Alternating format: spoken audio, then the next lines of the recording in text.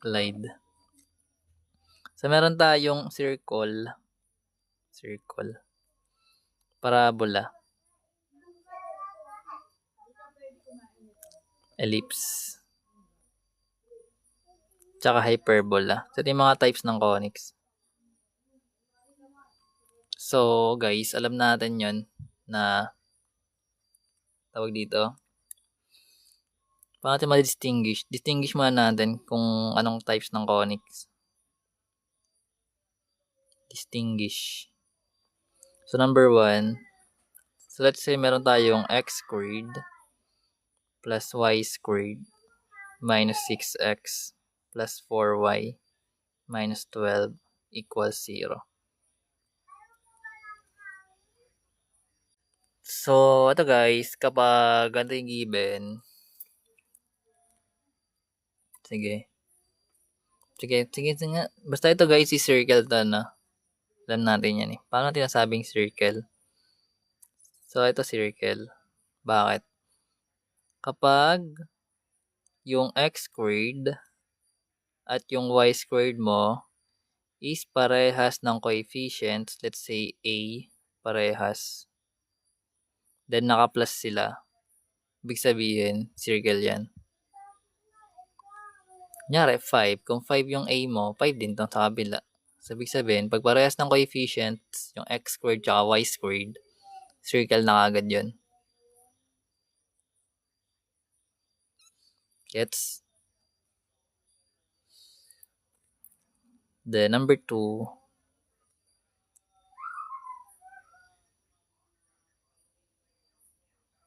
let's say meron tayong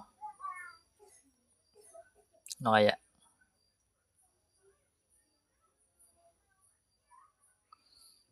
Four x squared plus 9y squared equals 36. So, kapag naman ganito guys, itong given na to is ellipse. Bakit? Kapag yung x squared tsaka yung y squared mo is magkaiba ng coefficient and naka-plus din siya, that is ellipse. So, yung pagkaparehas ng circle tsaka ellipse is parehas sila plus. Pero magkaparehas yung coefficients ng x squared tsaka y squared sa circle. Pero sa ellipse magkaiba. Number 3. So, let's say meron tayong y squared minus 8x minus 2y plus 17 equals 0. Ito naman is what?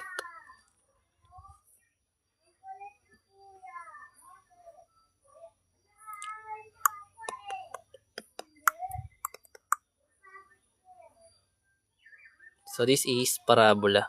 Bakit? So, sa parabola naman, kapag yung y squared or x yung squared, ibig sabihin isa lang. Isa lang yung may squared. It's either yung y or yung x. Parabola yun. Kunyari, x squared plus y and so on and so forth. Parabola na. Basta isa lang yung may squared. And syempre, yung hyperbola, yung last. Anong hyperbola? So, meron tayong x squared minus 4y squared equals 16. So, para naman sa hyperbola, guys, eto lang yung may minus, actually. Joke. Pero, yun. Yung hyperbola,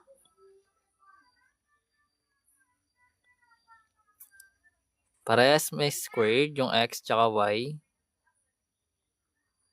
Naka-minus, pero magkaiba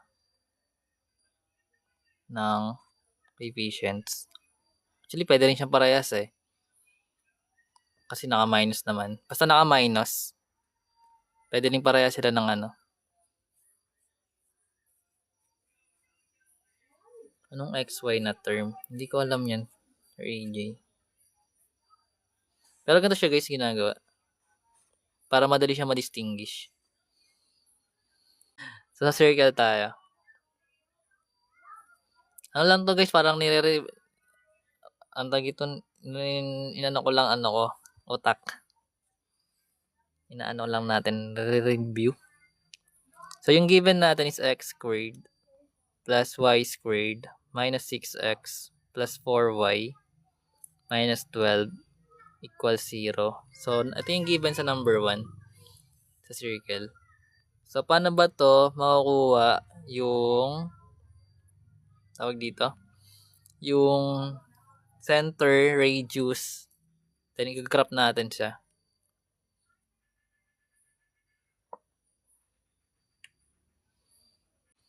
So, para makuha natin yung center tsaka radius nito guys, ang gagawin natin is, pagsasamahin natin yung may variable x, tsaka yung may variable y. Then yung constant, ililipat na natin sa kabilang side yan. So, kung meron kang minus 12, magiging plus 12 na siya sa kabila. Then, dahil meron tayong x squared minus 6x, kailangan natin ito yung completing the square para makuha natin yung perfect square trinomial niya. So, paano yung ginagawa? So, remember, meron tayong x squared minus 6x. Then, mag-add tayo ng plus, then yung blank. Then, sa kabila din, magkakaroon tayo ng ganun. So, magkakaroon tayo ng y squared plus yung 4y plus blank. Then, sa kabilang side, magkakaroon tayo ng 12. Dahil nag-add tayo dito guys ng dalawang blank, mag-add din tayo sa kabila. So, in this case, anong ilalagay natin dito para makuha natin yung perfect square trinomial niya? So, kung maalala yung pag completing the square, meron tayong b over 2. Then, parenthesis, then yung blank. So, yung variable or yung coefficient ng term natin dito sa x is negative 6. So, kapag naging negative 6 yung b natin, over 2, magiging negative 3 yun. And yung negative 3 squared, magiging positive 9. So, dahil naglagay tayo dito ng 9, maglalagay dito tayo ng 9, maglalagay din tayo sa kabila. Then, ganun din gagawin natin sa kabila. So, meron tayong b over 2 equals yung parenthesis na naka-squared. Then, equals yung blank. So, sa case na to, meron tayong 4 sa b. 4 over 2 is 2. Then, yung 2 squared magiging 4. Magiging 4. Magiging 4. Completing the square yan. So, as you can see, ito guys is perfect square trinomial na. Para makuha natin yung factor niya, copy lang natin yung variable x. Then, kung ano yung nakalagay dito, i-copy na lang yun. So, kung meron kang minus 3, that is minus 3. Then, naka-squared. Kung plus, magiging plus. Tulad neto. Then, plus, yung y, may plus 2. So, plus 2 rin siya. Then, equals yung 12 plus 9 plus 4. So, yung 12 plus 9, that is 21 plus 4, magiging 25. So, ngayon naka-standard form na yung circle natin. So, yung center para makuha, opposite sign lang na ito guys. Kung minus, magiging plus. Kung plus, magiging minus. Pero remember guys, ang center is HK, wherein yung H is naka-associate yan sa X. Then yung K sa Y. So, yung X, may ka-partner na minus 3 kasi naging plus 3. Yung Y natin, yung partner na 2, kaya naging minus 2. As for radius, ano magiging radius natin? So, remember guys, ang standard form ng circle is x squared plus y squared equals r squared kapag nasa origin yan, no? Pero dahil ito wala, meron dyang h tsaka k dapat. Pero kasi sa radius lang tayo mag-focus. So, as you can see, meron tayong r squared sa part na to. So, para makuha natin yung radius, equate lang natin yung 25 sa r squared. Then, square root lang natin siya both sides. So, makakuha tayo ng 5. So, yung radius natin is 5. Yung center natin is 3, negative 2. So, kung gusto mo siya i-drawing, pwede na yan. Kasi meron ka ng center tsaka radius. So, gawa ka lang Cartesian. So, ito yung 3. Ito yung negative 2. Ito yung center natin. Then, galing dito guys, meron tayong radius na 5. So, 5 units upward. 5 units sa right. 5 units down. Then, 5 units sa left. So, kung nasa graphing paper ka, magiging perfect yung circle. So, dahil ito hindi naman. So, something like this yung magiging graph.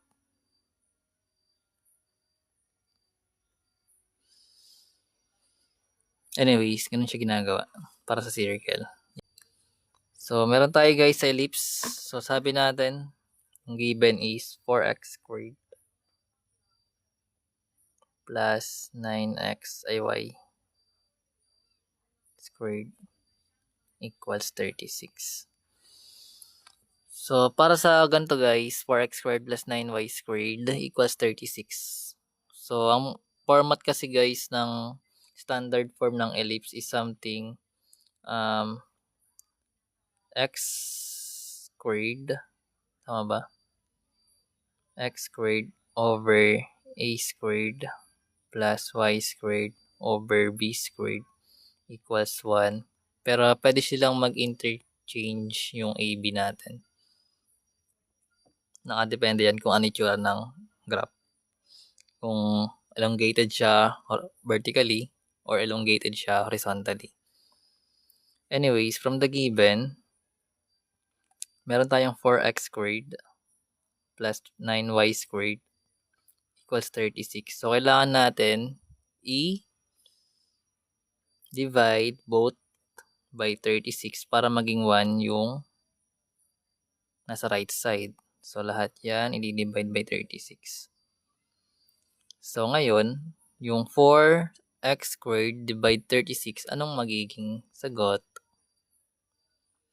So, kailangan mo yung simplify. So, meron kang x squared over 9 plus yung 9y squared over 36. Ang kakalabasan.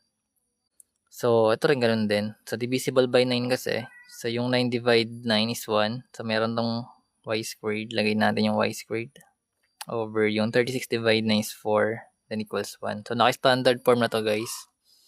So, based sa ellipse, kailangan natin makuha yung A, B, tsaka C nila. So, ano ba yung magiging A natin dito? Ano yung magiging B? At ano yung magiging C natin?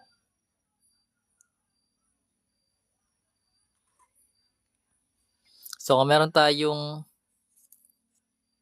9 tsaka 4, lagi dito guys, remember, sa ellipse, yung A is always greater than B.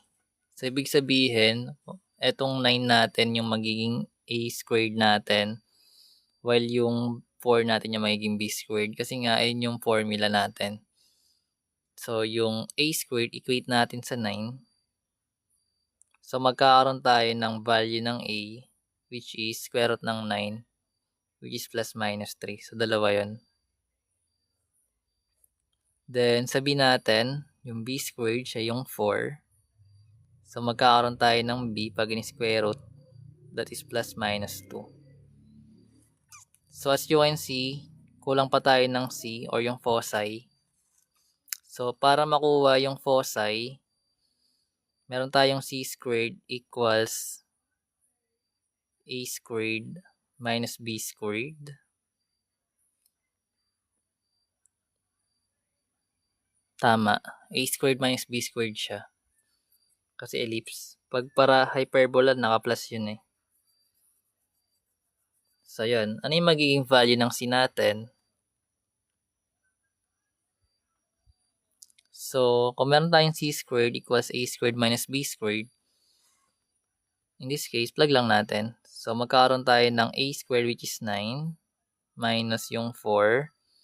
So, magkakaroon tayo ng C squared which is 5. So, pag in-square root natin yung both side, yung value ng C natin is magiging plus minus square root of 5. So, ngayon, meron ka ng given. data to flag or to graph the ellipse. So, meron tayong Cartesian. So, plug muna natin guys yung center. So, basically, ano ba yung center natin? Kaya na pa tayo nagsusolve, wala pa tayong center. So, saan makikita yung center na itong given natin?